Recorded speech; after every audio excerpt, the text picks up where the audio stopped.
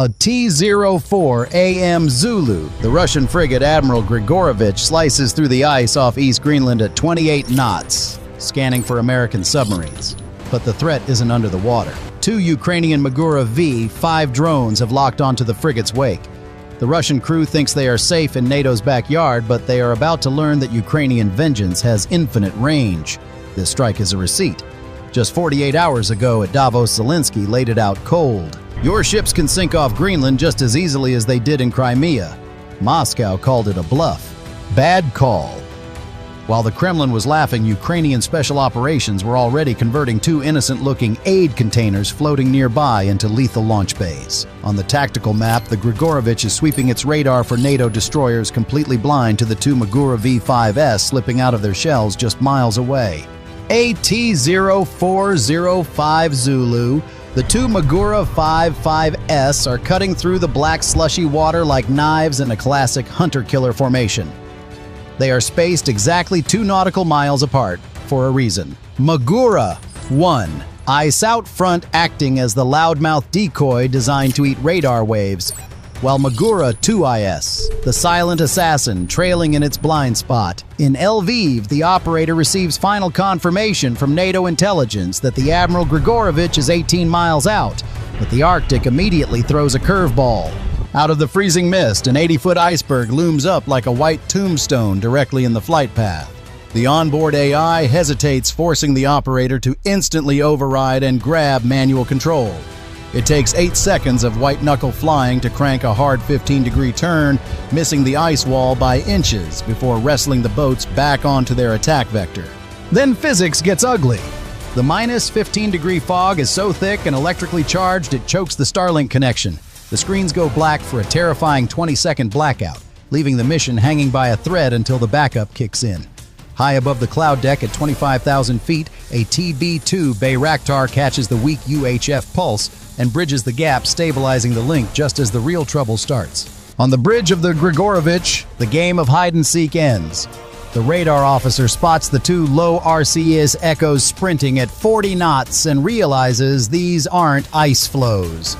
The Russian captain doesn't waste time wondering how Ukrainian drones got to Greenland. He just reacts.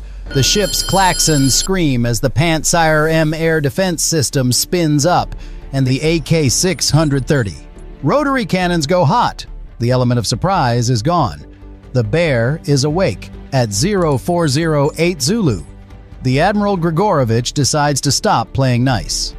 The Pantsir-M fire control radar achieves a hard lock on the lead drone at 14 nautical miles, and the starboard launcher erupts. A Kh-35 Uran anti-ship missile, a weapon designed to break destroyers, accelerates to Mach 0.8. It is overkill in the extreme hunting, a 20-foot plastic boat with a 300-pound warhead. But the Ukrainian operator is ready. He triggers the Magura's evasion protocol, sending the drone into a violent, erratic zigzag while deploying a custom-made mini-flare canister. The Kh-35 Seeker gets confused by the sudden thermal bloom and the erratic movement, diving into the freezing ocean 180 yards off the drone's port side.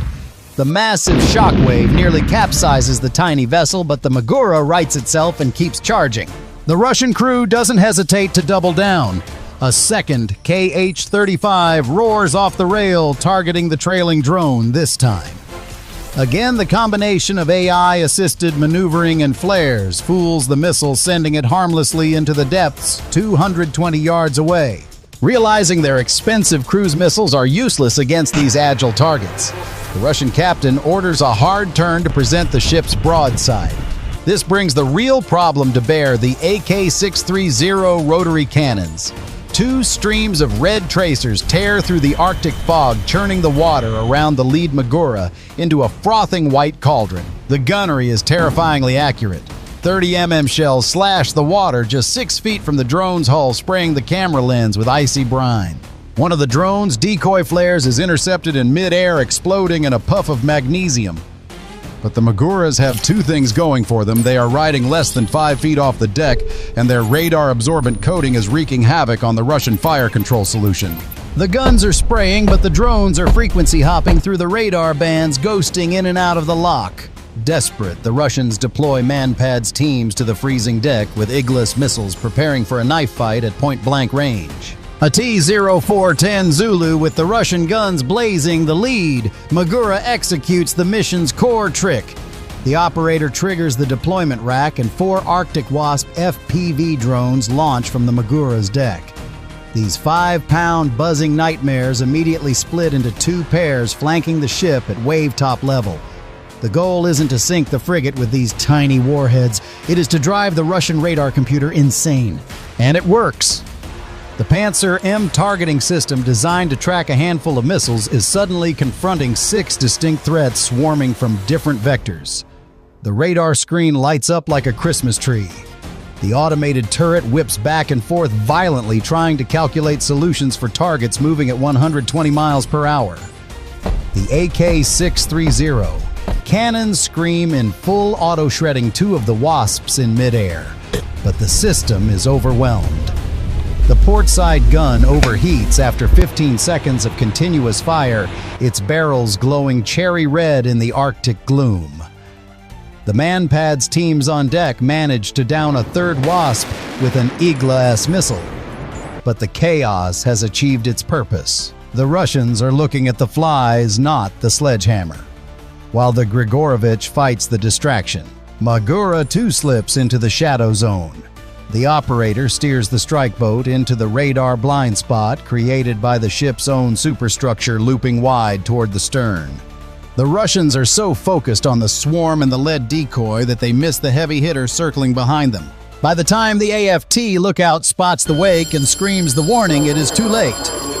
The AFT AK-630 tries to engage, but it is already overheated from the swarm suppression and jams after a short, pathetic burst. The back door is wide open. At 0412 Zulu, the operator of Magura 1 executes the tactic that changes the math of the battle. He triggers the deck-mounted release rack and 4 Arctic Wasp FPV drones launch into the freezing air. These 5-pound mechanical insects immediately split into 2 pairs, flanking the ship from port and starboard at 120 miles per hour. The goal isn't to sink the 4,000-ton frigate with these tiny warheads. It is to induce a nervous breakdown in the Russian fire control computer. And it works perfectly. The Pantsir-M radar is a beast capable of tracking 4 targets simultaneously. But suddenly, it is staring at 6 distinct threats, 2 boats and 4 drones converging from different vectors. The system logic overloads. The turret whips back and forth in a mechanical panic trying to prioritize targets. The AK-630 rotary cannons scream in full auto, spewing thousands of rounds into the fog. They manage to shred 2 Wasps in midair, but the sustained fire melts the barrels. The portside gun overheats after 15 seconds, jamming solid with a metallic crunch. The Russian sailors rush to the rail with Igla-S MANPADS to join the fight, but they are looking up at the sky, distracted by the buzzing flies. This buys Magura exactly enough time to slip into the shadow zone, the radar blind spot created by the ship's own superstructure, and loop wide toward the stern. But just as the operator prepares the next move, the Arctic strikes back. The electrically charged fog thickens, severing the Starlink connection. The screens in the Lviv command center go black. For 35 agonizing seconds, the mission is flying blind. The operator's heart hammers against his ribs as he frantically switches the feed to the backup UHF relay, bouncing the signal off a TB-2 Bayraktar orbiting at 25,000 feet. The video feed snaps back to life with a grainy but stable image. "Link restored," he shouts. He has an 8-second critical window before the Russians reacquire the target. On the bridge, the Russian captain finally realizes the trap. Rear contact, hard to port full rudder. He screams, trying to swing the ship's heavy guns around to face the threat behind them. The frigate lists violently as it begins a desperate turn, but physics is on Ukraine's side. Magura 2 is already at 1.2 nautical miles and launches its ace in the hole, a fiber-optic FPV drone. This is the nightmare for modern electronic warfare, trailing a thin spool of glass wire that makes it physically immune to all radio jamming. The drone ignores the Grigorovich's frantic electronic screams. It dives straight for the waterline. Through the camera feed, the operator sees the chaos on the aft deck in high definition. Russian sailors scrambling, red alarm strobes flashing, officers shouting into dead radios. He whispers, "For the fleet they sank," and guides the drone past the tracers. The FPV slams directly into the ship's rudder assembly. The 2-pound TNT charge isn't huge, but it is surgical. The explosion snaps the hydraulic linkages instantly. The Russian captain spins the wheel, but the Grigorovich doesn't respond. The giant is paralyzed, drifting helplessly in the ice. At 0414 Zulu, the Russian captain realizes he is drifting in a 4,000-ton coffin. With the rudder dead, he screams the only order left. Target rear, kill the trailing USV, Pantsir-M override and engage. The entire starboard battery tries to slew around to face Magura II, but the Ukrainian operator plays his final distraction card. The last surviving Arctic Wasp drone loops back, buzzing the bridge deck at eye level.